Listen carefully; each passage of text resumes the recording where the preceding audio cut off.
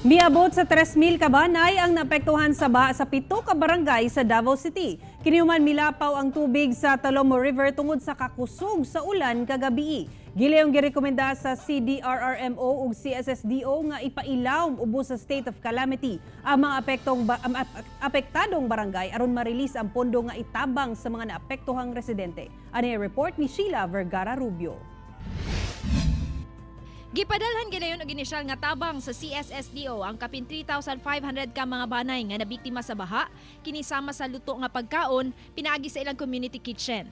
Ang mga barangay nga apektado mao ang Kalinan Proper, Los Amigos, Tugbok Proper, Katalunan Pequeño, Talomo Proper, Santo Niño, Matina Crossing ug Mintal. Continuing paghihapon ang ato ang pagkuha og final gyud na mga data kay daghan pa actually ang dapat nato na ma-validate.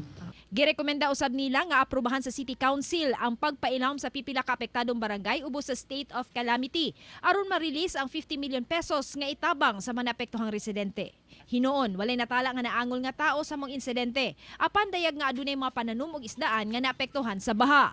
Try gyud namo nga makahatag og assistance, no, especially sa seedlings, seeds, vegetable seeds, fruit seedlings, and other crops nga pwede nato ma-extend sa ilaha.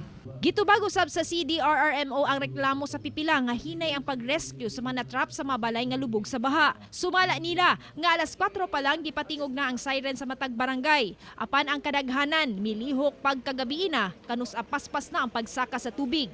Diha pa sila mga hawa na sa tungod nila lang tubig. But the worst, dili na sila kahawa kay natrap na sila. Kaya sige tawag using the social media, 911 and all other form of communication.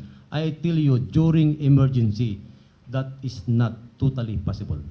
Dihang daghan na ang natrap sa baha sa ilang balay, nagdungan na sa pagtawag sa 911 ang managpakidabang, busa hilabihan na kalisod ang pagsulod sa linya. Busa pahimangno sa CDRRMO, kanunay nga motuman sa advisory sa gobyerno. Kauban si Leo Arcajes sa kamera, ako si Sheila Vergara Rubio para sa One Mindanao.